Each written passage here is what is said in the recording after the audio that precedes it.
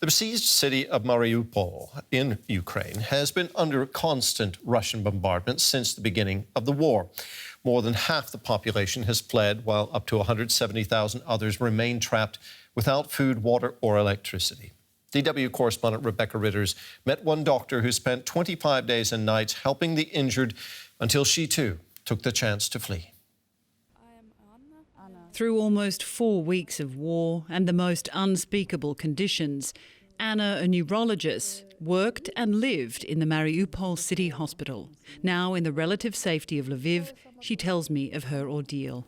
During the heaviest bombardments, we had around 50 patients an hour arriving a day.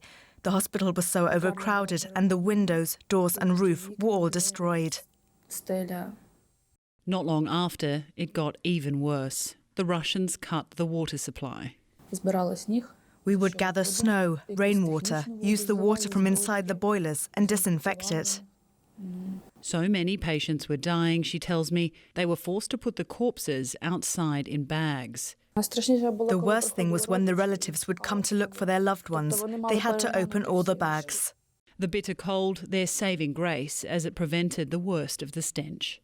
What I saw, I think that even the most perverted minds wouldn't be able to imagine. The night of the 20th of March, I named this night the Genocide.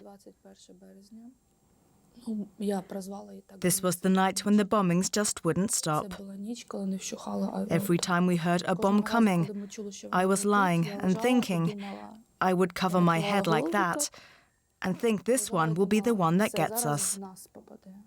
A moment comes, and it's hard to comprehend.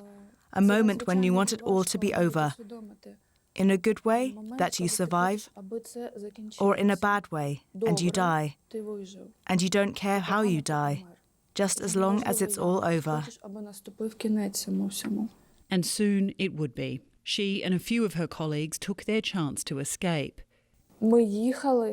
We were driving, and then in the distance we saw our flag, our blue and yellow flag and Ukrainian troops. One of them gave me a hug. And it's weird, but I asked him, "Can I be a Ukrainian here? Is it safe?" And he said, "Yes, you're at home."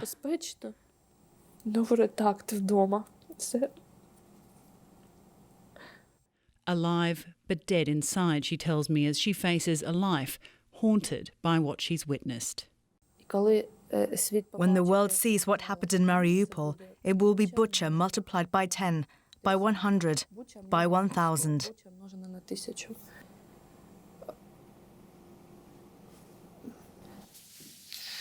And our correspondent Rebecca Ritters, who filed that report, joins me now from Lviv. Rebecca, this war is leaving so many people traumatized, including the doctor you spoke with. Are they able to get any help dealing with the psychological impact of what they've endured? Terry, it's hard to comprehend how people, particularly people like Anna, who've witnessed and experienced some of the worst of this war, are going to be able to carry on in its aftermath. And it's by no means over, so there are going to be plenty more stories like this. Alive but dead inside is how she described her feelings and how her state of mind at the moment. Now, if you extrapolate that across all the people who've seen and witnessed this stuff, we're talking about a nation who are going to be traumatised from this war. There are organisations here, NGOs, set up to try and help with the psychological aspects of the trauma, but obviously that is sad to say, a secondary factor, because the immediate factor of trying to rehouse these people, to have them registered for government assistance when they're no longer allowed to earn, able to earn money, takes precedence. So the psychological element will come second to that. Now, Anna herself said that she hadn't yet received any psychological support. We're actually going to try and help set her up with an organisation because they're not necessarily, it's not an official process yet. There are just so many other immediate factors, but it is something that is going to be, these organisations are going to be working very hard in the weeks and months ahead, years, in fact, Terry. You're in Lviv, Rebecca, in western Ukraine. What's the situation there right now? Is it still considered relatively safe?